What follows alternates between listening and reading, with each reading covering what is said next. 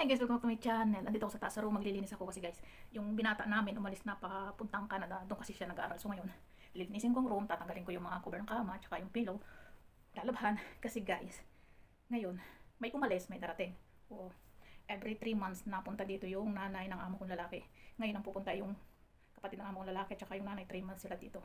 Sa isang taon, 2 beses napunta yun dito, kaya halos wala na naman tayo guys pahinga. Kasi may darating.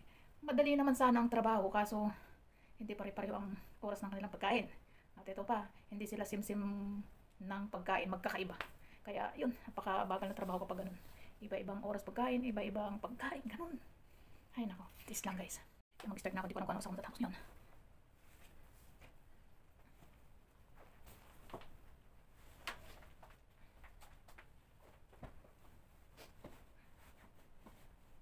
Ang sarap ng buhay ng mga yun kapag nandito, di katulong kasi sa Pakistan wala. Wala silang katulong sa Pakistan. Meron daw kaso stay out. Ganun. Hindi pa naman. Ang sarap ng buhay nila kapag nandito sila. Di katulong. May tigaluto, di ba? May tigaba. Sarap ng buhay nila kapag nandito. Yari naman ako guys sa panasahin. Doon ako sumusuko sa paglalabat plancha. Tapos, yung damit kasi guys ng ng lola, magaspang. Ay di, sugat na naman ang aking kamay. Tapos, kapag kaano dumutugo, kapag matagal na siya nakababad sa tubig, tingnan mo.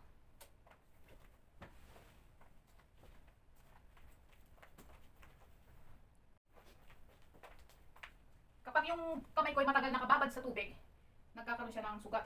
Tapos, kapag maglalaba ko, dumutugo siya.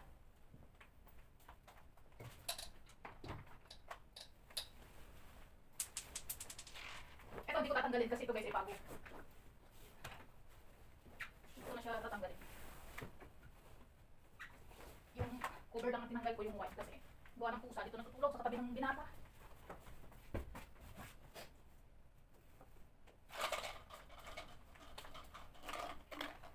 Bababa ko muna yung lalaban.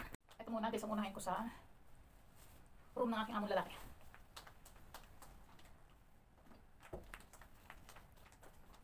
Kasi dito guys sa taas, tuwing makalawang araw ako nagbabakyum. Kasi hindi naman sila nag-stay dito sa baba. Mapanik lamang sila din kung tutulog lang, yun.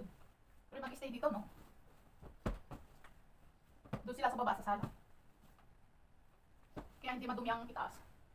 Kaya kapag di ba nag-vacuum ako ngayon, so bukas hindi ako magbabakyum. Ano ko lang siya, titiklopin ko lang yung kanilang mga hinigaan.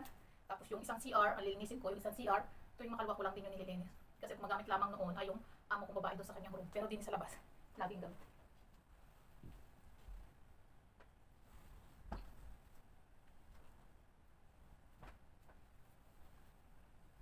This week, darating yung magulang ng amo kong lalaki tsaka kapatid galing Pakistan. Yari na naman ako guys. Yung nanay noon ako, grabe. Isang maleta, ipapaplansya sa iyo. Maniwala kayo hindi guys, kapag nandito yun, masahol pa sa amo ko babae magpaplansya, magbihis. Yan kaya lagi ng dami kong labahin. Diyan sumusugat yung kamay ko sa damit ng matanda. Ay, tiis lang. Ato ba, maniwala kayo hindi. 1 month, o higit pa, straight yan, gabi-gabi ako magpaplansya. Sa dami yun kasi guys, iba kasi yung damit nila, sa isang terno, 3 piraso. Di ba Pakistan, dress, Muslim, so yun. Grabe, talagang tiis lang talaga. Kaysa magpalipat-lipat ka nga, magtiis ka na lang dito. Ha, yun. Ito naman guys ay yung room ng amo kong babae. Yung amo ko kasing babae at amo kong lalaki, magkaibang room. Separate sila sa room. Ito minsan ko lang to tinatanggal yung papagpagan. Kasi meron namang extra na ano eh.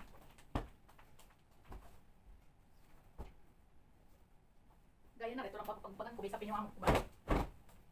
Alam niyo kung bakit? May sapin. Minsan kasi napapaihi yun pag inuubok. Kasi nakasapinan. Dahil itong cover, syempre bago. Ganun sila.